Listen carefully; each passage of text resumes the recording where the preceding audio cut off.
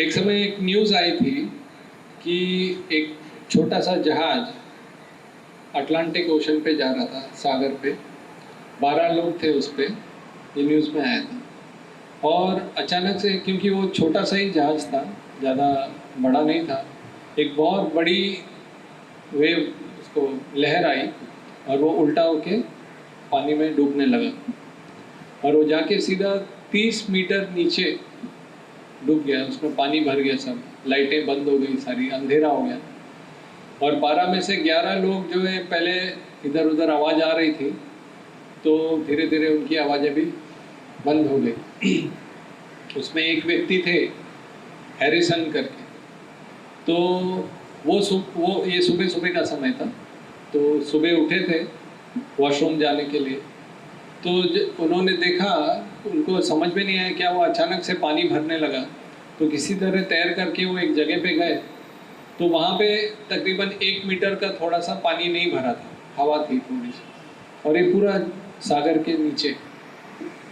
और फिर वो, क्योंकि पानी तो ठंडा था, सागर का पानी था, अटलांटिक ओशन का, तो उससे बचने के लिए उन्होंने किसी तरह से, पूरा अंधेरा था, कुछ ऐसा दीवार पे कुछ ऐसा फोम जैसा लगा हुआ था, तो वो लगा के और उस पर बैठे अपने आप को बचाने के लिए।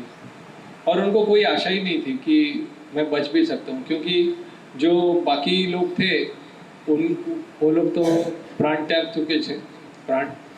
और मछलियाँ आ रही थी उनके शरीर को खाने के लिए, और दुर्गंध भी उठ रही थी। तो ये तकरीबन 3 दिन के लिए वो अंदर थे। वो बोलते उनको उस समय पे समझ में नहीं आया, वो उनको लगा कि सुबह से शाम हुई बस, इतना वो शॉक में चले गए। और उसी में वो सांस ले रहे थे जितनी वो हवा थी थोड़ी सी। तो उसमें खैर बताने का ये, फिर वो धीरे धीरे लोग आए और समझ में आया कि अरे यहाँ तो एक व्यक्ति अभी भी जीवित है। फिर किसी तरह बाहर निकाला। इसी तरह से एक, ये अभी 12वां अध्याय चल रहा है 11वें स्कंद में। 20वें अध्याय में कृष्ण, ये पूरा जो 11वां अध्याय एक तरह से उद्धव गीता बोला जाता है, उद्धव गीत। क्योंकि जैसे भगवत गीता में भगवान कृष्ण ने अर्जुन को सुनाया गीता, तो ये उद्धव जी को सुनाया। ये तब की बात है जब कृष्ण को पैर में एक बाण लग गया था और उद्धव आखिरी कृष्ण से मिलने आए थे। तो 20वें अध्याय में कृष्ण अर्जुन को बताते हैं कि ये हमारा जो शरीर है, मानव शरीर, वो भी एक बोट की तरह है, एक जहाज की तरह है। श्लोक ऐसा है, निर्देह आद्यम सुलभम सुदुर्लभम। हमको ये मानव शरीर निर्देह मिल गया है, मगर सुदुर्लभम। प्लवम सुकल्पम, ये एक ऐसा जहाज है जो अच्छे से सुदृढ़ बना हुआ है, ऐसी बोट है जैसी वो बोट थी। और इसमें कैप्टन कौन है? गुरु कर्णधारम। जो गुरुदेव हैं, जो कृष्ण के बारे में बताते हैं, वो कैप्टन है इस मनुष्य शरीर के बारे में। और कृष्ण उद्धव जी को आगे बताते हैं, मयानुकूलेन नभस्व तेरितम। मतलब अलग अलग शास्त्र जो मैंने दिए हैं, वेद दिए हैं, पुराण दिए हैं और इंस्ट्रक्शन दी है, तो वो एक ऐसी हवा की तरह है। हरे कृष्ण। पहले जो जहाज होते थे ऐसे हवा पे चलते थे। हरे कृष्ण। तो हवा से अच्छी हवाएं मतलब वेदों के वाक्य हैं और इंस्ट्रक्शंस हैं, क्या सही है, कैसे भक्ति करना है, क्या चीज़ें नहीं करना है जिससे भक्ति में बाधा होती है। तो अच्छी नाव है, अच्छी हवा है, अच्छे कैप्टन हैं, गुरुदेव हैं। आगे बोलते हैं, पुवान भवाब्दीम न तरेत स आत्मा। वो व्यक्ति जो इस भवाब्दी, ये जो समुद्र है, भवसागर, न तरे, उसके पार नहीं जाता अगर ऐसी नौका मिलने पर भी, तो स आत्मा, वो अपने आप को अपनी हत्या कर रहा है। स आत्मा, ये 20वें अध्याय में आता है। चाणक्य पंडित एक श्लोक बताते हैं, आयुष्य क्षणम एकोपि न लभ्यते स्वर्ण कोटि भी। मनुष्य के जीवन का एक क्षण भी जो है वो करोड़ सोने की मोहरें मिलें तो भी उसके लायक नहीं है, उससे तुलना नहीं की जा सकती। ऐसा बताते हैं कि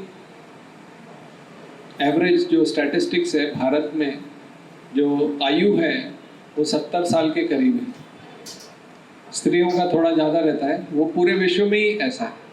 पूरे वर्ल्ड में स्टैटिस्टिक जो देखेंगे, हर देश में पुरुष थोड़ा कम जी रहे हैं, पता नहीं क्यों, मगर शायद स्त्रियां जल्दी से अपनी इमोशंस, अपनी भावनाओं को व्यक्त कर देती हैं, इसीलिए पुरुष दबा के रखते हैं शायद इसीलिए। खैर, पॉइंट ये है कि भारत में 70 साल ही है, तो आप लोग अपना अपना लगा लीजिए, जो भी उम्र है उसके हिसाब से कितना बोनस है, कितना बाकी है।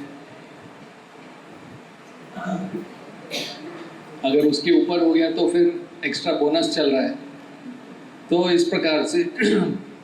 मगर शास्त्र तो यही बताते थे कि अगर जो भौतिकवादी है, अगर किसी को खाली ये सोचना है कि बस मुझे एंजॉय करना है, जीवन में केवल खुश रहना है, तो उस व्यक्ति को क्या सोचना चाहिए कि अभी तो जीना है बरसों।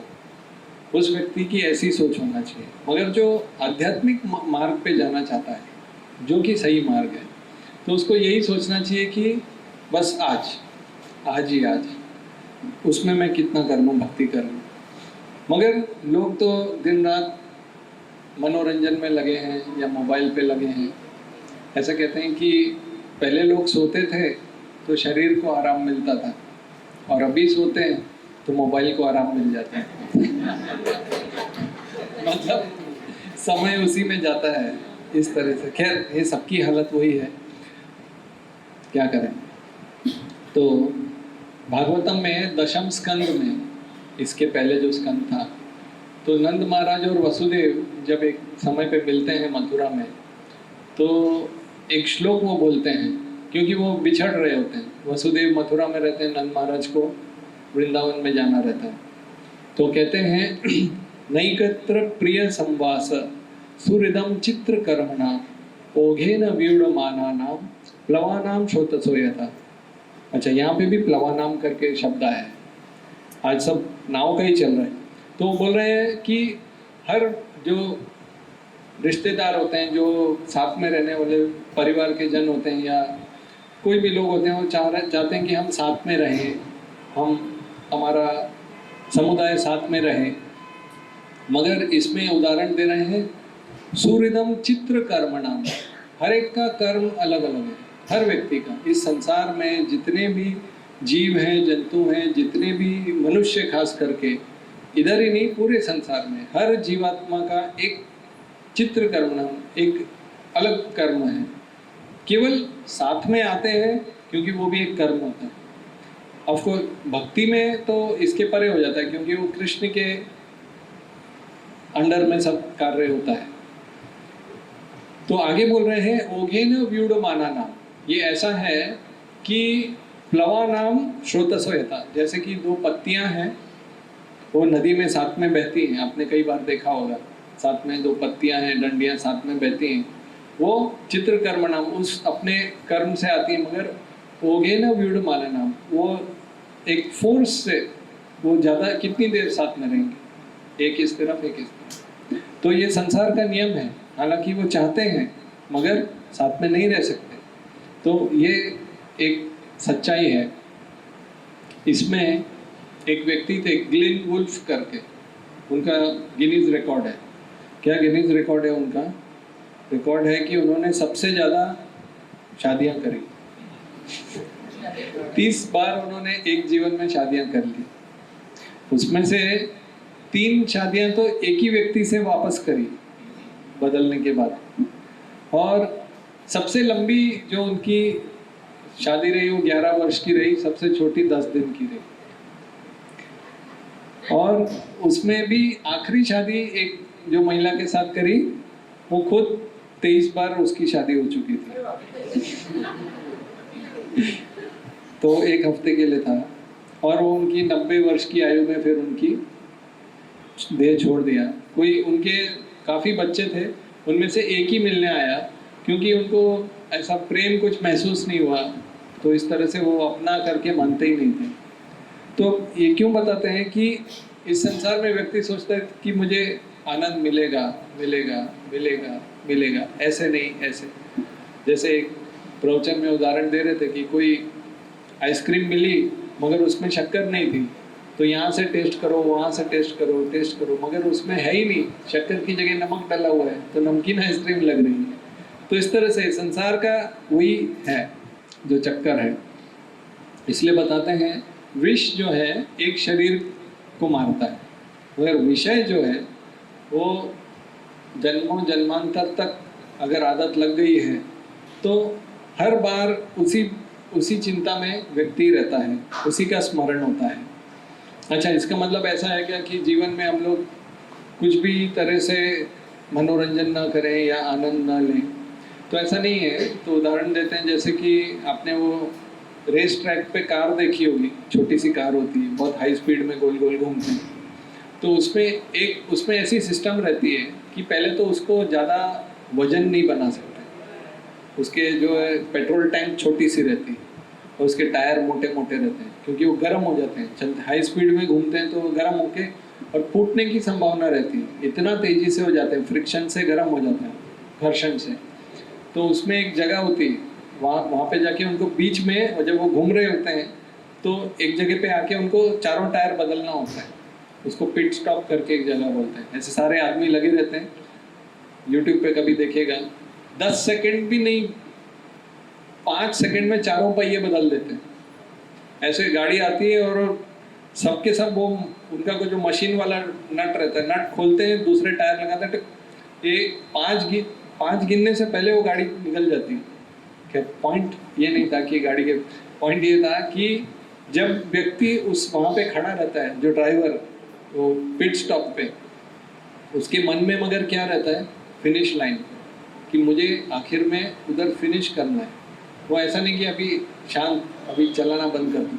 तो उसी प्रकार से इस जीवन में हमको जो भी सुविधाओं की ज़रूरत है, हर प्रकार से, शारीरिक, मानसिक, जो भी, तो कई 5 कोश बोले जाते हैं, अन्नमय कोश, प्राणमय कोश, मनोमय कोश, आनंदमय कोश। हर कोश की एक एक ज़रूरत होती है। इंग्लिश में उसको बोलते हैं कि फिजिकल नीड, शरीर की ज़रूरत, इमोशनल नीड मतलब भावनाओं की ज़रूरत, फिर आध्यात्मिक ज़रूरत होती है, स्पिरिचुअल नीड, और इंटेलेक्चुअल मतलब कुछ में मेरा कुछ मतलब है, मेरी कुछ ज़रूरत है इस संसार में। जैसे कई लोग जब उनकी जॉब छूट जाती है या कुछ ऐसा अकेले हो जाते हैं तो सोचते हैं कि मेरा कोई ज़रूरत ही नहीं है लाइफ में, तो ऐसे करके वो दुख में उनकी आयु कम हो जाती है। तो उसकी भी ज़रूरत है ऐसा। तो ये 5 कोशों को आप पुष्ट करें जरूर, मगर फिनिश लाइन को याद रखना चाहिए कि इस मनुष्य जीवन में मैं गाड़ी लेकर, ये नाव लेकर क्यों आया हूँ, कि मुझे ये मिला है कि मैं भगवत धाम जाने की तैयारी करूँ, अपने चित्त का शुद्धिकरण करूँ, ये बहुत जरूरी है। कई लोगों का दूसरा तरफ का रहता है, वो आराम ही नहीं करते, पिट स्टॉप पे आते ही नहीं, चक्कर मारते रहते हैं, कम खाना, कम सोना, तपस्या करना करते करते फिर कहीं ना कहीं गाड़ी बस्ट हो जाती है। कम प्रसाद लेना, कम खाना, इस प्रकार से ज़्यादा तपस्या, हर चीज़। इस आध्यात्मिक जीवन को बोलते हैं कि चक्कू पे चलने वाला जैसा, छुरी पे शूरस से धारा, ऐसा करके श्लोक आता है कि उसमें थोड़ा भी आप इधर उधर नहीं, बिल्कुल नपातुला गेम खेलना पड़ता है। एक वो जैसे कहानी आती है, 3 गुरुकुल से पास आउट हुए शिष्य, तो उसमें से एक को शक्ति थी कि वो हड्डियों को जोड़ सकता था, एक के पास सिद्धि थी कि वो मांस और चमड़ी दे सकता था, और एक के पास थी कि वो जान डाल सकता था, और एक ज़्यादा कुछ सीखा नहीं, मेरे जैसा रहता था। तो उन लोगों को बीच में रास्ते में चलते चलते उनको देखा हड्डी मिली, तो वो पहला वाला समझ गया कि ये पूरा शेर का है, तो उसने अपने मंत्रों से सारी हड्डियाँ जोड़ दी। फिर दूसरे वाले ने बोला चलो मैं भी अपनी सिद्धि दिखाता हूँ, उसने भी दे दी, चमड़ी और मांस दे दिया। तीसरे ने बोला अभी मैं आप लोग क्या करोगे, मैं असली तो मैं जान डालता हूँ।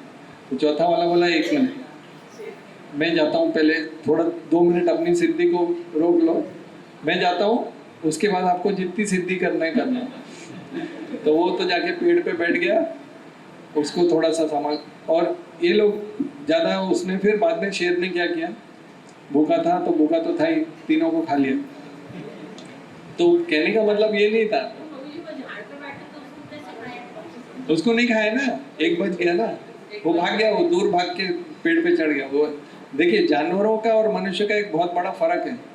ये मैं सुन रहा था और बड़ा इंटरेस्टिंग है कि उनको भूख लगती तभी खाते हैं, और या तो उनको कुछ ऐसा डर लगता है तो ही आक्रमण करते हैं। मनुष्य का ऐसा नहीं है, भूख ना लगे तो भी मारता है, डर ना लगे तो भी अटैक करता है, इस प्रकार से। और मनुष्य ही ऐसी योनि है जो अपनी खुद की योनि पे ज्यादा आक्रमण करती है, मासूम लोगों को मारते हैं, इस प्रकार से। और एक सिंगापुर में तो एक एक ऐसा, अलग अलग दुनिया में बहुत कुछ होता है, ऐसा एक वो ये है स्विमिंग पूल जैसा है, उसमें शार्क तैराते हैं, और लोगों को भी ऐसी इच्छा होती है, उनको पहले खूब खिलाते हैं, खूब पेट भर के जो भी उसको, फिर लोग ऐसा वो मास्क पहन के उसमें तैरते हैं कि हम शार्क के साथ तैर रहे हैं। मतलब शार्क जैसी डेंजर मछली, तो कहने का मतलब वो भी जब उसका पेट भरा है तो भी तैरती रहती, तुम भी तैरो मैं भी तैर रही हूँ, उसको कोई खाने की इच्छा नहीं होती। तो ऐसा वो डेंजरस सिचुएशन में अपने आप को डालना, जैसे वो लोग ऊपर से कूदते हैं, बंगी जंपिंग करते हैं डोरी बांध के, और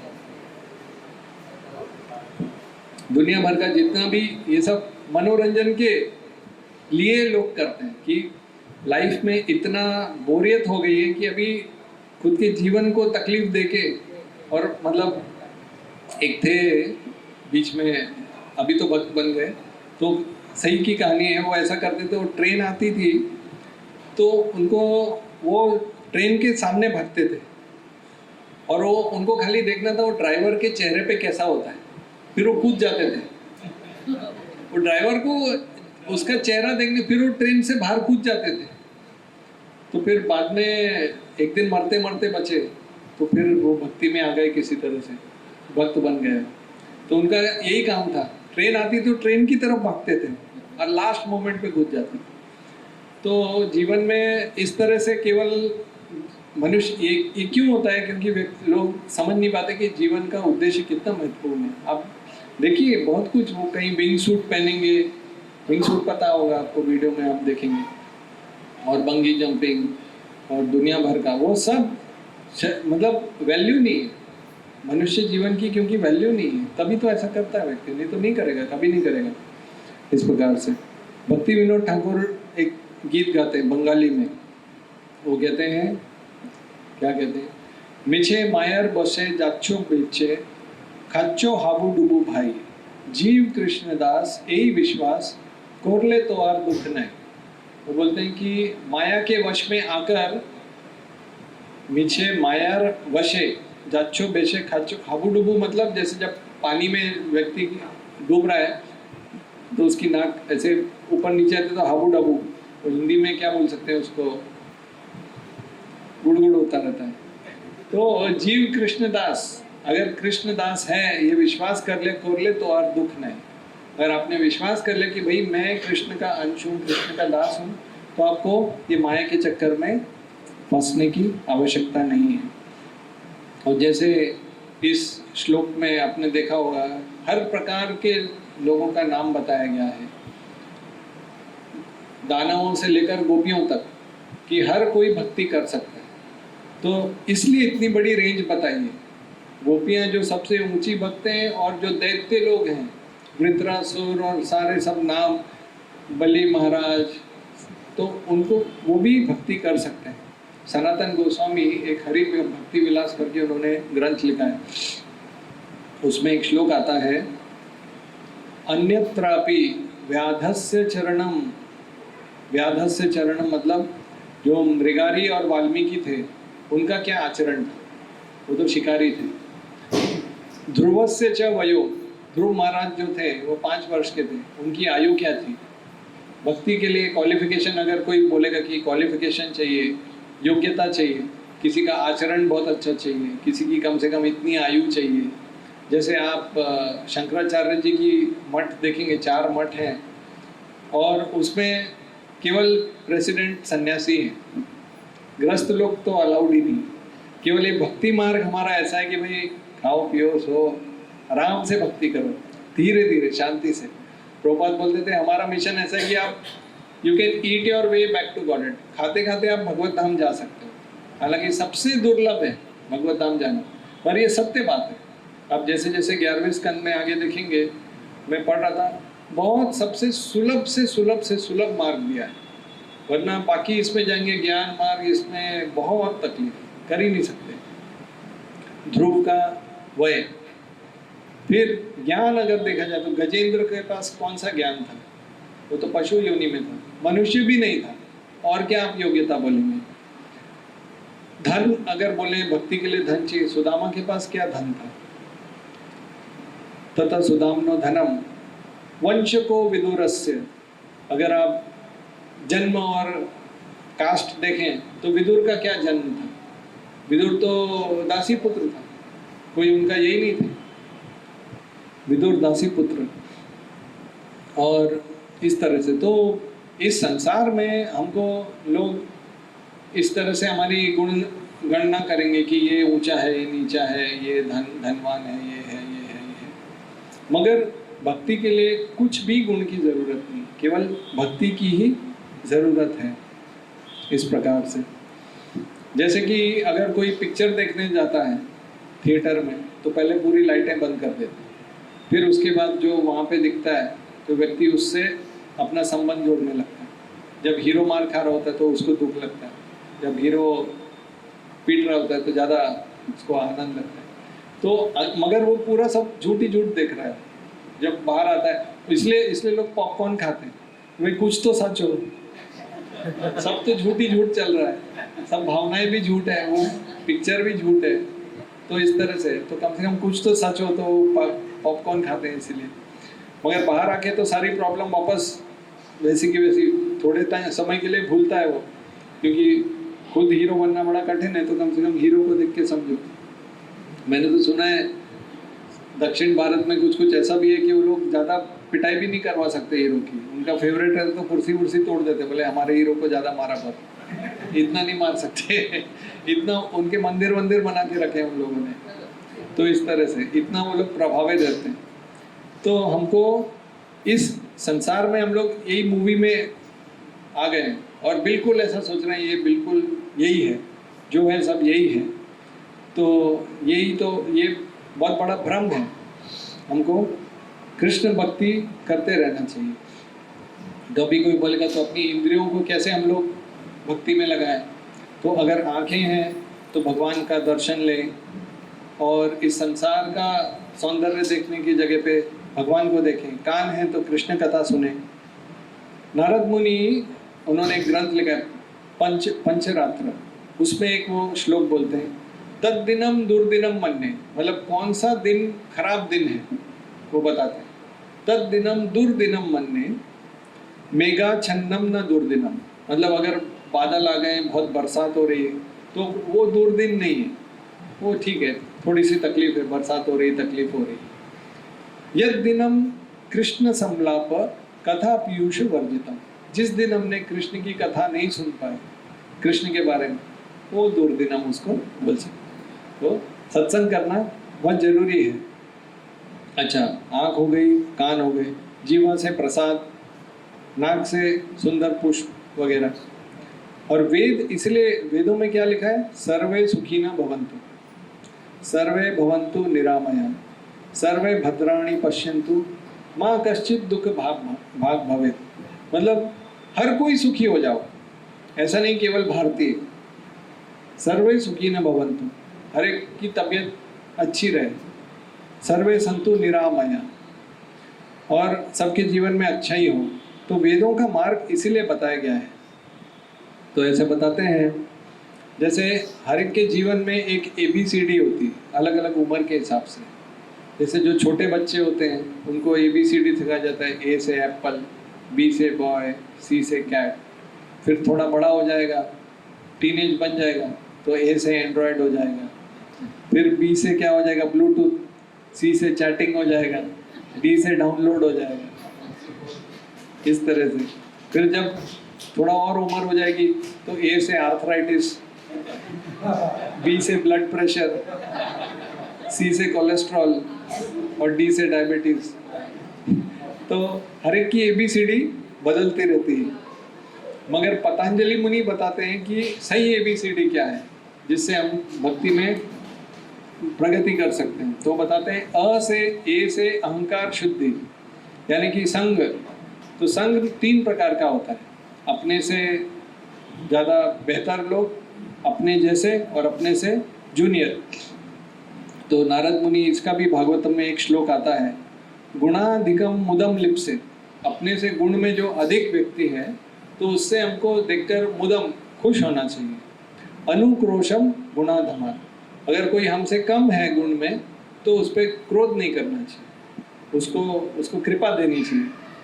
मैत्रीम समानात अन्विच्छित, जो समान आपके जैसे ही है तो फिर उसको ऐसा नहीं है हमेशा बॉस जैसा दिखा के फायदा नहीं है, अपने गुण उसके साथ मैत्री करो। और ऐसा जब कोई 3 वस्तु करेगा, अपने से वरिष्ठों के साथ जो है खुश रहना, उनकी सेवा करना, और जो जूनियर है उनके साथ प्रेम से व्यवहार करना, उनको कृपा देना, उनको सिखाना, तो न तापेर अभिभूयते, उसका मन शांत रहे, उसको टेंशन नहीं आएगा, इस प्रकार से। तो ये हो गई अहंकार शुद्धि। तो 3 प्रकार के लोग हैं, क्योंकि आप देखिए जो हमसे वरिष्ठ हैं वो हमें ज़्यादा ताप नहीं देते, हमारे गुण ही वो यही अच्छा ही देखते हैं हमारे।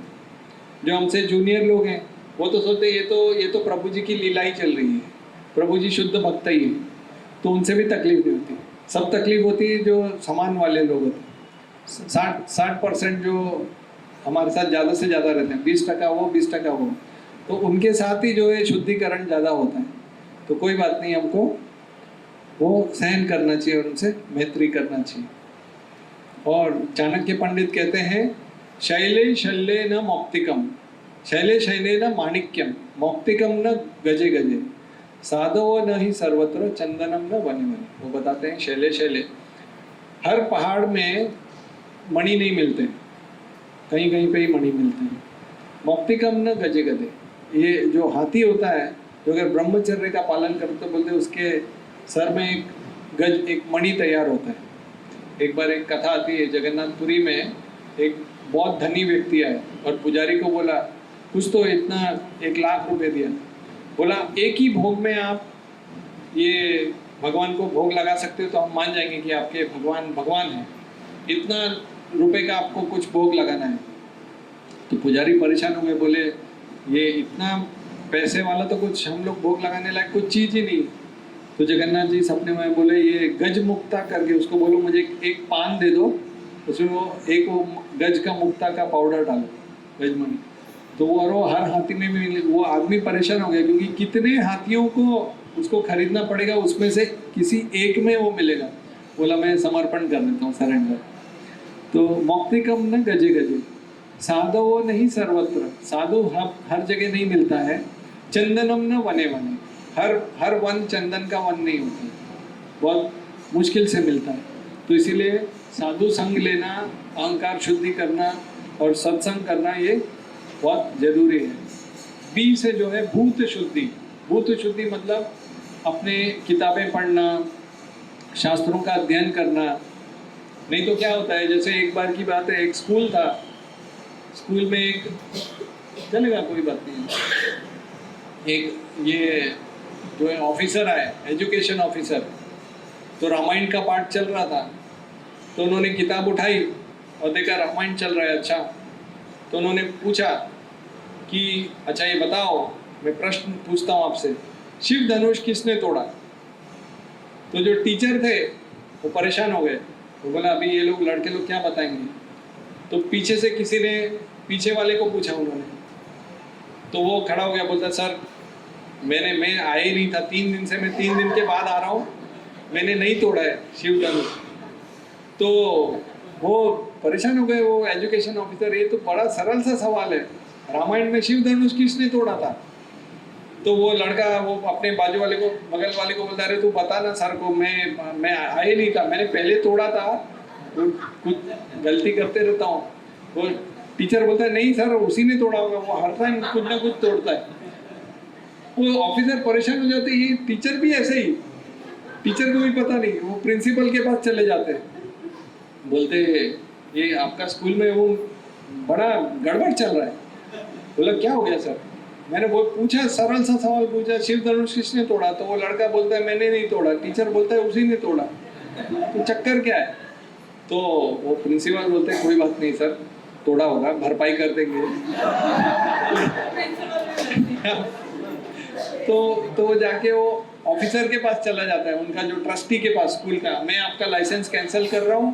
वो लड़का बोलता है मैंने नहीं तोड़ा, टीचर बोलता है उसने तोड़ा, और प्रिंसिपल बोलता है कि कोई बात नहीं, तोड़ा होगा, गलती हो गई, भरपाई कर देंगे। तो वो ट्रस्टी बोलता है सर कुछ भी करो, लाइसेंस मत कैंसिल करो, मामले को इधर ही दबा दो, आपको ये तो होते रहता है, आपको कितना चाहिए बता दो। तो इस तरह से तो शास्त्र जब नहीं पढ़ेंगे तो ऐसा हो जाता है कि हमको पता नहीं चलता है। तो इसलिए भूत शुद्धि, हमको ये शरीर को और बुद्धि को शुद्ध करना बहुत जरूरी है। इसीलिए भागवतम में श्लोक आता है, कृष्णे स्वधामोपगति धर्म ज्ञान आदि सह। जब कृष्ण अपने धाम चले गए तो उनके साथ धर्म और ज्ञान भी चला गया। तो फिर कलयुग के लिए क्या बोलते हैं, कलौ नष्ट दृशामेश पुराणार्को अधुनहिता, कि कलयुग में अंधकार फैल गया क्योंकि धर्म और ज्ञान चला गया। तो नष्ट दिशाम, सबकी दृष्टि बंद हो गई। कलो नष्ट दिशामेश पुराण अर्को, अर्क मतलब सूर्य, और पुराणों का अर्क मतलब ये भागवतम, अधुना हो देता है। ये भागवतम जो है ये कलयुग में दृष्टि देने के लिए, ज्ञान देने के लिए आया है। तीसरा है सी से चित्त शुद्धि। चित्त शुद्धि के लिए बताया जाता है जप, हरि नाम जप करना बहुत आवश्यक है, साधना। क्योंकि ये आगे हम बताएंगे, हर शास्त्र में बताया गया है कि किस तरह से हरि नाम का महत्व है। रूप गोस्वामी अपने उपदेश अमृत में लिखते हैं, तन नाम चरितादि सितापि विद्या पित्त उपतप्त रसनस्य न रोचिकानि किंत्वा दराद अनुदिनम खलु सैव जुष्टा स्वाद्वी क्रमाद भवति तदगद मूलांतरी। वो बोलते हैं तन नाम रूप चरित, भगवान का नाम, भगवान का रूप और आदि, नाम रूप गुण लीला, तन नाम रूप चरित आदि सितापि मतलब वो शक्कर के जैसा मीठा है, सितापि अविद्या पित्त उपतप्त रसनस्य मतलब जैसे पित्त में से आयुर्वेद में वात पित्त कफ से बीमारियां होती हैं, तो पित्त की बीमारी मतलब जैसे जॉइंटिस जैसी पी लिया, पित्त उपतप्त रसनस्य न रोचिका न, उसको स्वाद नहीं आता है, शक्कर भी कड़वी लगती है अगर जॉइंटिस हो गया तो, और उसका क्योर भी हुई होता है, गन्ने का जूस पियो, ये करो, न रोचिका न किंतु आदराद हर रोज अनुदिनम, हर रोज अगर हम खलु सैव जुष्टा थोड़ा थोड़ा हम लोग हरि नाम लेंगे, स्वाद्वी क्रमाद भवती धीरे धीरे स्वाद आ जाएगा, तद गद मूल हंत्री, और धीरे धीरे हमारी जो इस संसार की जो बीमारी है वो कम हो जाएगी। और डी से है देह शुद्धि मतलब डाइट, तो बहुत अच्छा प्रसाद लेना चाहिए। आहार शुद्धो सत्व शुद्धि, जैसा हमारा आहार बोलते हैं ना, जैसा खाओगे अन्न वैसा बढ़ेगा मन। तो आहार शुद्धो सत्व शुद्धि, हम शुद्ध आहार लेंगे तो हमारा मन भी शुद्ध होगा। सत्व शुद्धो ध्रुव स्मृति, और जैसे जैसे हमारा सात्विक गुण बनेगा तो हमें जो है भगवान के बारे में स्मृति आएगी। और स्मृति लंबे सर्व ग्रंथि नाम विप्र मोक्ष, जैसे जैसे हमारी स्मृति भगवान के बारे में आएगी तो हम मुक्ति के लिए विचार कर सकते हैं। तो इस तरह से, और आगे भी श्लोक आता है, अतः श्री कृष्ण नामादि न भवेद ग्राह्यमिन्द्रिय, भगवान कृष्ण का नाम, नाम रूप गुण लीला, नाम आदि बोल दिया मतलब 4-5 नाम रूप गुण लीला, अतः श्री कृष्ण नाम आदि न भवेद ग्राह्य, इन इंद्रियों से हम भगवान को नहीं जान सकते क्योंकि ये भौतिक इंद्रिय हैं, भगवान आध्यात्मिक है। मगर आगे क्या बोलते हैं, सेवोन्मुखे ही जीवा, हम अगर भगवान की सेवा करेंगे हर प्रकार से, वैष्णव सेवा, धाम सेवा, रूप गोस्वामी 5 प्रकार की सेवा बताते हैं, वो मैं आगे बताऊंगा आपको। नाम सेवा, अर्श विग्रह की सेवा, वैष्णव की सेवा, तो स्वयं एवं धीरे धीरे हमको वो स्फूर्ति आ जाती है। तो ऐसा है। 3 सत्य हैं इस संसार में। क्या 3 सत्य हैं? भगवान, भक्त और भगवान के बीच में भक्ति, ये 3 सत्य हैं। तो भगवान तो हमको पता है, भक्त तो अपने बारे में हर कोई जानते ही।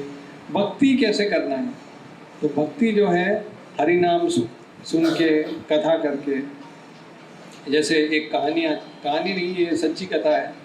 एक बार अस्पताल में एक मरीज जो है एडमिट थे, वो उनका मतलब समय हो चुका था, वो थोड़े दिन के ही थे, वो टर्मिनली उनको कैंसर जैसा था बीमारी। तो उनके बगल के बेड में एक व्यक्ति आया एक्सीडेंट होकर के, और उसकी दोनों आंखें चली गई थी, और बहुत पछता रहा था वो कि मैं मतलब आंखें रोशनी चली गई, देख नहीं पा रहा था वो, और बहुत दुखी था। उसको डोनर भी नहीं मिल रहा था आंखों के लिए, और बहुत ही विचलित था। तो वो जो पेशेंट थे, कैंसर पेशेंट, वो उनको हर रोज बताते थे कि मैं आपको बताता हूँ अभी मैं क्या क्या देख रहा हूँ। तो बाहर ये ऐसी खिड़की है, और खिड़की में से आगे ऐसा पार्क है, उसमें बच्चे खेलते हैं, और ऐसे फूल हैं। तो रोज़ अलग अलग उनको दृश्य बताते थे, और वो सुन के उनको आशा लगती थी, वरना पूरी आशा खो चुके थे कि मेरे जीवन में कोई आशा नहीं, मैं अपनी आंखों को खो चुका हूँ। फिर थोड़े दिन के बाद उन्होंने अपने बगल वाले बेड में से आवाज़ नहीं आई, तो उन्होंने हिला के पूछा, और आज क्या दिख रहा है खिड़की से? तो देखा तो डॉक्टर और पेशेंट ने बताया कि अभी वो नहीं है, अभी वो नहीं रहे। फिर उनको मगर आपके लिए एक डोनर मिल गया। तो उन्होंने फिर ऑपरेशन हुआ उनका, और जब आंखें खोली तो देखा तो खिड़की थी, और खिड़की के सामने केवल एक दीवार थी, केवल एक बिल्डिंग थी। उधर ना तो कोई गार्डन था, ना कोई पार्क था, ना कोई बच्चे खेलते थे, ना कोई फूल थे। तो केवल वो उनको खुश करने के लिए, उनको आशा की किरण देने के लिए वो इस तरह से उनको बता रहे थे। तो उनको बहुत अच्छा लगा। इसी प्रकार से हर व्यक्ति को जीवन में आशा की ज़रूरत है। ऐसा इंग्लिश में बोलते हैं, नो मैन इज़ आइलैंड। कोई भी व्यक्ति एक ऐसा टापू जैसा अकेला नहीं हो सकता। हर एक को मदद की ज़रूरत है, हर एक को आशा की ज़रूरत है। इस प्रकार से तो ये आशा कहाँ से मिलती है हमको? भगवान के नाम से, भगवान के भक्तों से, भगवान के शास्त्र से, भगवान के सत्संग करने से, भगवान को देखकर। उससे हमको, नहीं तो इस संसार में कुछ आशा ही नहीं है। जन्म, मृत्यु, जरा, व्याधि, ये चार ही चीज़ है। एक बार एक मेरे पास भी आए थे, मैंने कई लोग मिल जाते, बोले महाराज आप हाथ वगैरह देखते क्या?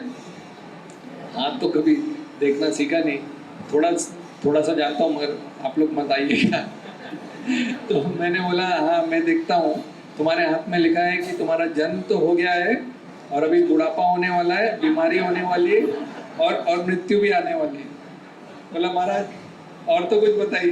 बोला ये चार ही पता है मुझे। तो अभी भक्ति करो। तो बोला महाराज ये क्या बता रहे? तो इस तरह यही है फ्यूचर, तो हर एक का भविष्य यही है, जन्म, मृत्यु, जरा, व्याधि। व्याधि मतलब बीमारी। तो इस तरह से हमको भक्ति करना बहुत जरूरी है। एक बार न्यू वृंदावन की कथा आती है। न्यू वृंदावन मतलब पाश्चात्य देश में, जैसे ये यहाँ का वृंदावन है, वहाँ पे एक हरे कृष्णा संस्था का था। तो वहाँ पे कई ब्रह्मचारी थे। तो उनको वो ब्रह्मचारी सोच रहे थे मैं विवाह करूं, आश्रम बदलूं कि ब्रह्मचारी आश्रम में रहूं। तो उन्होंने ऐसा सोचा कि मैं भगवान की क्या इच्छा है वो समझूंगा। तो उन्होंने क्या देखा कि उनके उधर ना एक बड़ा सा एक ऐसा लेक था, तालाब। तो उन्होंने सोचा ये तालाब के ऊपर एक उन्होंने नाव रखी, नाव थी उधर। बोला मैं इस नाव में सो जाऊं, अगर सवेरे में उठा और नाव उस तरफ रही तो मतलब मुझे गृहस्थी में घर आश्रम में जाना है, और इधर ही रही मुझे ब्रह्मचारी आश्रम में जाना है। तो सुबह वो सोकर उठे तो नाव उस तरफ थी। मगर बताते हैं कि उनको पता था कि हवा ऐसी बहती, हवा ऐसी बहती, तो रात भर बहते बहते उधर पहुंच गए। तो ये जो हमारी ये प्रवृत्ति है कि भगवान को चीटिंग करना, भगवान तो जानते हैं आपका हृदय में क्या है, तो आपको वैसी भक्ति दे देते हैं। तो इसीलिए भक्ति करना में हमको दो चीज़ है, एक होता है हमारा स्वभाव और एक होता है सेवा भाव। तो हमारा स्वभाव तो है कि आलस करना, आराम करना, वो पिट स्टॉप जो गाड़ी का जगह है वहीं पे बैठ जाना, फिनिश लाइन के बारे में भूल जाना। पर हमको सेवा भाव करना बहुत जरूरी है। तो रूप गोस्वामी 5 प्रकार का बताते हैं। नाम सेवा, हरि नाम जप करके, सुन के, कीर्तन करके। धाम सेवा, धाम में जाइए। और अर्च विग्रह की सेवा, आराधना, पूजा करना। भागवत सेवा, भागवत पढ़ना, भागवत पढ़ाना, भागवत सुनना, भागवत बोलना, श्रीमद् भागवत के बारे में, कृष्ण कथा और वैष्णव सेवा। वैष्णव सेवा तो शिव जी पार्वती जी को समझाते हैं कि जो कृष्ण हैं उनसे भी बढ़कर उनके भक्त हैं।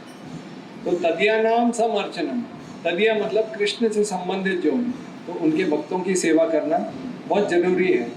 तो जैसे कि कभी कभी गाड़ी पे जो ऐसा फॉग आ जाता है, उसको क्या बोलते हैं, सफ़ेद सफ़ेद ऐसा छा जाता है, गव या ऐसा, तो उसको दूर करने के लिए हम लोग विंडशील्ड ये वाइपर यूज़ करते हैं। उसी प्रकार से हमारी चेतना जो है वो आच्छादित हो जाती है, तो उसको साफ करने के लिए हरि नाम लेना बहुत ज़रूरी है। और जैसे कि नल में अगर पानी आना है तो टंकी में पानी भरना जरूरी है, पर पानी का स्वभाव क्या है कि वो नीचे ही बहता है, कभी ऊपर अपने आप तो नहीं जाता है ना। पानी यहाँ पे भी कहीं छोड़ोगे सबसे नीची जगह पे चला जाएगा। उसी प्रकार से इस संसार में हमारी जो चेतना है वो केवल नीचे नीचे नीचे जाने के लिए बनी है, ढलान पे जाने के लिए। और पानी को मोटर से फोर्स लगा के ऊपर देते हैं, जब तो उसका नल में आता है, बर्तन धो सकते हैं, कपड़े धो सकते हैं वगैरह। तो इस प्रकार से हमारी चेतना को भी साफ करने के लिए मंत्र शक्ति की ज़रूरत है। मंत्र भगवान का हरे कृष्ण महामंत्र। आखिर में थोड़ा सा हरि नाम के बारे में बताता हूँ। चैतन्य चरितामृत एक ग्रंथ है चैतन्य महाप्रभु के बारे में। उसके 3 खंड हैं, आदि, मध्य और अंत। तो पूरा जो जैसे बताते हैं भगवत गीता शुरुआत का ग्रंथ है, उससे और ऊपर का ये भागवतम है, उससे भी ऊपर का है चैतन्य चरितामृत। तो चैतन्य चरितामृत के अंत में चैतन्य महाप्रभु स्वयं अपने भक्तों को बता रहे हैं। क्या बता रहे हैं?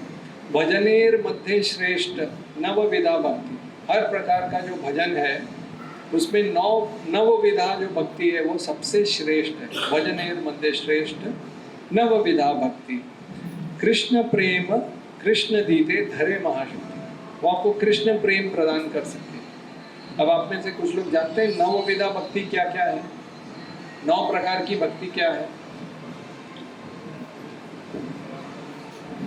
श्रवणम, कीर्तनम, स्मरणम, वंदनम, पाद सेवनम, सख्यम। ये प्रहलाद महाराज बताते हैं 7वें अध्याय में। श्रवणम कीर्तनम विष्णु स्मरणम अर्चनम वंदनम दास्यम सख्यम आत्मनिवेदनम इति पुंसार पिता विष्णु भक्तिश्चेन 9 लक्षण। 9 लक्षण। तो श्रवण किसने किया था? श्रवण भक्ति किसने श्रवण करके ये मिला था उनको?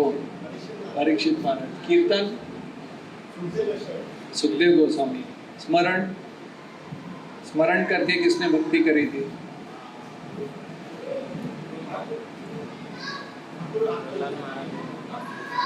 अक्रूर है मगर वो स्मरण में नहीं है। प्रहलाद महाराज हमेशा भगवान को याद कर रहे थे।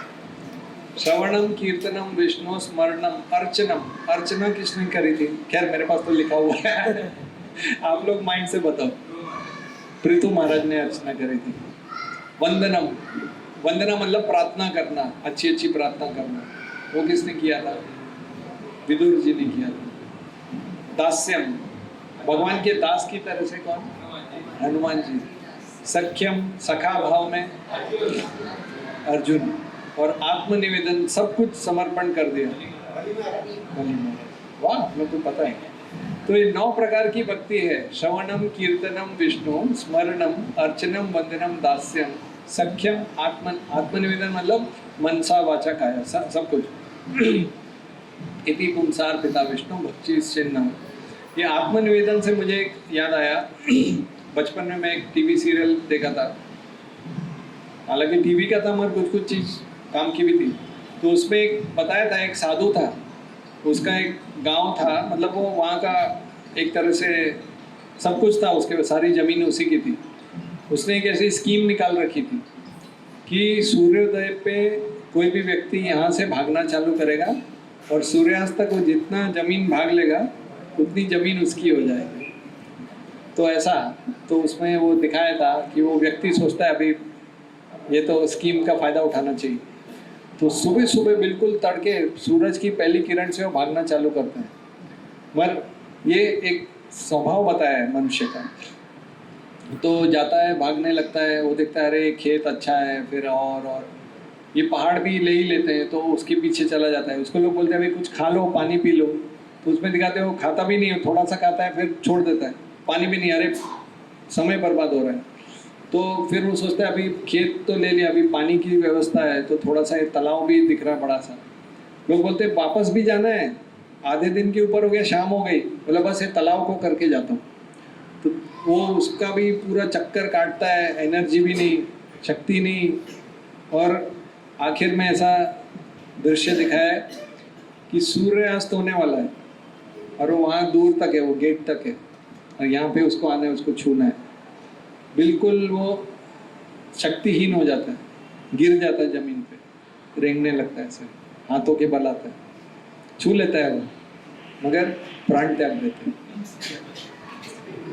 तो ये आशा पाश शतेरबद्धा, ये शंकराचार्य जी भी एक श्लोक में आता है कि उसमें वो बोलते हैं कि अंगम गलितम पलितम मुंडम दशन विहीन जातु तुंडम वृद्धो याति गृहीत्वा दंडम तदपि न मुंचति आशा पिंड। जब जैसे उम्र हो जाती है, अंगम गलितम पलितम मुंडम, सारे केश गिर जाते हैं। कई लोग हमारे आश्रम में भी उनका भी जो शेविंग करते हैं, और कई लोगों के बाल उड़ गए हैं। मुझे परसों ही कोई बोल रहा था अरे आपके अभी तक ठीक ठाक हैं सब नहीं तो लोग शेविंग करते हैं, बोले इधर करने की जरूरत ही नहीं, इधर तो गायब ही है खाली इतना ही शेव करना पड़ता है, वो खैर हो जाता है। तो अंगम गलितम पलितम मुंडम दशन वीन जातु तुंडम, सारे दांत गिर जाते हैं, ठीक है। वृद्धो याति गृहीत्वा दंडम, और एक डंडा पकड़ना पड़ता है चलने के लिए। तदपि न मुंचति आशा पिंडम, आशा का जो पिंड है, आशा का जो शरीर है, वो कम नहीं होता। हर व्यक्ति सोचता है कि और अभी भी ऐसा बताते हैं कि जैसे अगर आसमान जितना बड़ा कागज है और एकदम छोटा सुई की जितनी आपकी पेन है और सागर जितनी शाई है, अभी आप अपनी आशा लिखना चालू करो, एक मुझे ये चाहिए, दो ये चाहिए, तो बोलते कागज खत्म हो जाएगा, साई खत्म हो जाएगी, निब भी टूट जाएगी, और फिर भी व्यक्ति बोलेगा एक आशा और है। तो इस तरह से तो ये सब समर्पण करना है, आत्मनिवेदन। तो उसमें चैतन्य महाप्रभु आगे क्या बताते हैं, तार मध्य उन्होंने बोला सर्वश्रेष्ठ नवविधा भक्ति। अब नवविधा भक्ति में वो आगे, ये बंगाली में ना भागवतम, तो नवविधा भक्ति भागवतम है, चैतन्य चरितामृत उसके आगे वाला बोलते हैं, तार मध्य सर्वश्रेष्ठ नाम संकीर्तन निरपराधे नाम लय पाए प्रेम धन, कि उसमें भी श्रेष्ठ है नाम संगीत। ये चैतन्य महाप्रभु जो जिन्होंने खुद हरि नाम दिया, ये 9 में हरि नाम लेना सबसे जो है और अच्छा है। और इसमें थोड़ी तकलीफ होती है, मन नहीं लगता है, सुबह उठ के जप करना, ध्यान लगाना, मगर इसी को तपस्या बोलते हैं। श्रील प्रभुपाद समझाते थे तपस्या मतलब वो चीज, वो परिभाषा देते हैं, तपस्या मतलब वो चीज जो करना अच्छी नहीं लगती मगर करने से फायदा होता है। जैसे स्टूडेंट है, उसको पढ़ाई करना अच्छा नहीं लगता है और वो करने से फायदा होता है, उसका फ्यूचर सुधरता है। मन तो नहीं करेगा, हमको भी नहीं करता है, सच्ची बात तो। इतने समय से भक्ति करो तो भी मन लगता है कि मैं तो फिर भी भगवान की दया से बैठ लेता हूँ, बाकी तो आधे घंटे में हरे कृष्णा, चलो भाई वहाँ क्या दिख रहा है, कौन सी चिड़िया उड़ रही है, क्या है, मन लगाना बड़ा कठिन होता है। तो इसीलिए वेदों में एक वाक्य आता है, उद्यमेन ही सिद्ध्यन्ति कार्याणि न च मनोरथैः न ही सिंहस्य सुप्तस्य प्रविशन्ति मुखे मृग, कि कोई भी कार्य आपको करना है तो उसके लिए उद्यम, मेहनत करना जरूरी है। केवल मनोरथ, मन का रथ, जैसे कई बार ऐसा होता है, सो रहे हैं, अलार्म बज गया, बंद कर दिया, बंद करो अलार्म, और मन में सपना चल रहा है, मैं उठ चुका हूँ, मैंने पानी पी लिया गरम, स्नान कर लिया, तिलक भी लगा रहा हूँ, धोती भी पहन ली, रेडी हो गया, शंख बज गया और मैं बिस्तर पे ही हूँ। मन के रथ पे ही भाग रहा है, पूरी मॉर्निंग सब कर ली, तिलक भी लगा लिया, देखा तो अभी तो मैं रजाई में ही लेटा हुआ हूँ। तो मनोरथ से नहीं होता है। जब हम अलार्म बोलते हैं, अलार्म लगाने वाले 3 प्रकार के लोग होते हैं। एक होते जो लगाते ही बंद कर देते हैं, दूसरे जो होते हैं जो स्नूज करते रहते हैं, हमारे हैं बगल वाले ही हैं। तो 3 आप मतलब कैसे कैसे लोग हैं दुनिया में। 3 बजे लगाएंगे, मतलब पहले तो लगाते टाइम शर्म आनी चाहिए कि मैं क्या कर क्या रहा हूँ मैं। और हर 10 मिनट में टिक टिक टिक टिक, बोला खुद की, मतलब आप खुद ही की नींद बर्बाद कर रहे हो। आपको जब बोला नहीं, वो धीरे धीरे शरीर उठता है ना, तो ऐसे ये क्या धीरे धीरे क्या है, उठना है तो उठ जाओ, नहीं उठना तो मत उठो, इस प्रकार से। और तीसरे प्रकार के लोग होते हैं कि वो लगाते ही नहीं है, फिर वो बोलते हैं चलो जो भगवान, जब यदृच्छ है, भगवान जब उठा देंगे तब उठा ले भगवान। तो इस प्रकार से तो युद्ध में नहीं सिम्ह से सुप्तस्य, ऐसा बोलते हैं। सिंह वो खाली बैठा रहे और उसके मुंह में अपने आप न ही प्रविशन्ति मुखे मृगा, अपने आप हिरण उसके जाता नहीं, उसको भी भागना पड़ता है। कई बार भूखा रहना पड़ता है, कई दिनों तक भूखा रहने के बाद उसको एक मिलता भी है तो पूरा नहीं खाता है, फिर उसको सड़ते रहता है, वही उसी में पेट भरते रहता है, वही है। तो मेहनत करना जरूरी, साधना करना बहुत जरूरी है, सेवा भी करना बहुत जरूरी है, नाम संकीर्तन करना बहुत जरूरी है। तो सारांश आज यही है कि हरि नाम करिए और भक्तों की सेवा करिए। और किसी का कोई प्रश्न है तो ले सकते हैं।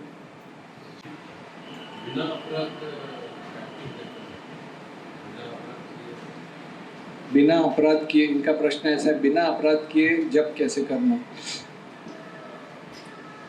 भगवान के नाम में 10 नाम अपराध होते हैं, तो उसमें आपको तो पता ही होगा, वैष्णव अपराध और देवी देवता। पर उसमें जो 11वां बोला जाता है ना कि ध्यान पूर्वक जप न करना, ये भी एक अपराध है। तो अब कोई बोलेगा कि प्रभु जी आप तो जवाब तो दे रहे हो ध्यान पूर्वक, मगर आपका होता है क्या ध्यान पूर्वक? नहीं होता है।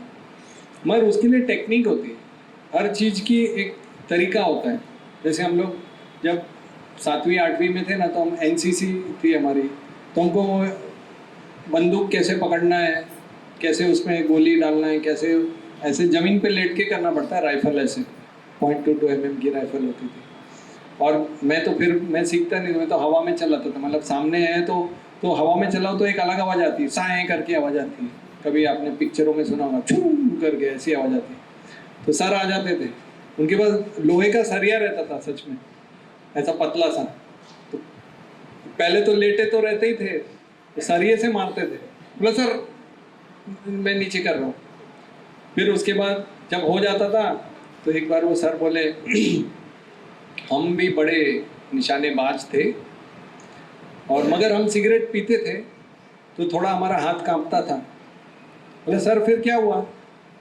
फिर क्या, हाथ कांपता था तो छोड़ दिया। बोले सर क्या छोड़ दिया? शूटिंग छोड़ दी कि स्मोकिंग छोड़ दी?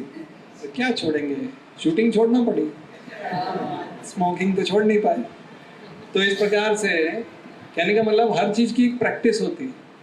तो गीता में कृष्ण बहुत अच्छा बताते हैं, श्लोक में बताते हैं, यतो यतो निश्चलति मनश्चंचलम अस्थिरम ततस्ततो नियम्येतत् आत्मनि एव वशम नहीं। तो मन का तो स्वभाव है यतो यतो निश्चलति, वो यहाँ से वहाँ जाएगा, वहाँ से वहाँ जाएगा।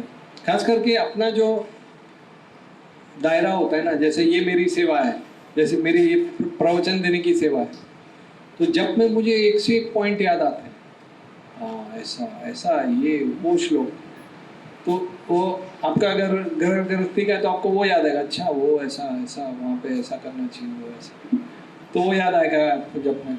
तो यतो यतो निश्चलति, मगर वो सेवा नहीं है, वो गलत है। नाम के समय वो नहीं कर रहे हैं, हालांकि सेवा के बारे में सोच रहे हैं। मनश्चंचलम अस्थिरम ततस्ततो नियम में तक, उसको बार बार नियम में लाना पड़ेगा, बार बार लाना पड़ेगा। कृष्ण खुद बोल रहे हैं आत्मनि एवं वशम ने, तो उसको लाना, लेके आना पड़ेगा। अब उसमें प्रैक्टिकल जो मैं, चलो ये तो श्लोक के, अब करना क्या है, तो मुझे जिससे मदद होती है मैं बताता हूँ। एक मंत्र सुनना, और आपको ये हर मंत्र के पहले एक छोटा सा एक मन को एक ये देना पड़ेगा, अभी ये अगला मंत्र सुनूंगा तो हरे कृष्ण कृष्ण कृष्ण हरे हरे, हरे राम राम राम हरे हरे। एक हल्के से मन को बोला अभी अगला, हरे कृष्ण कृष्ण कृष्ण हरे हरे, हरे राम राम राम हरे हरे।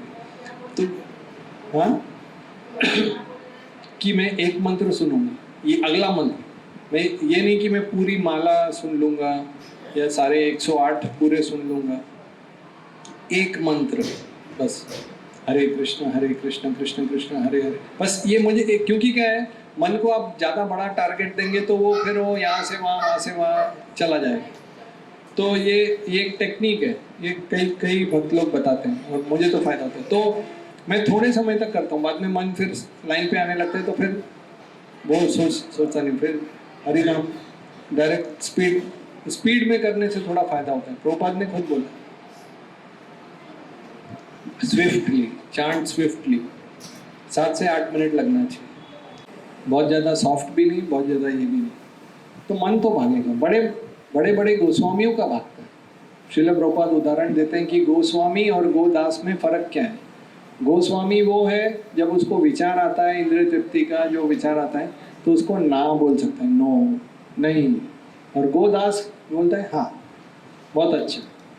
ये यमुनाचार्य बड़े आचार्य दक्षिण भारत के, वो बोलते हैं यद अवधि मम चेत कृष्ण पदारविंद। कभी मैं उनकी कहानी बताऊंगा, बड़े राजा, वो पहले शॉर्ट में बता देता हूँ, मुझे तो बहुत अच्छी लगती है उनकी कहानी।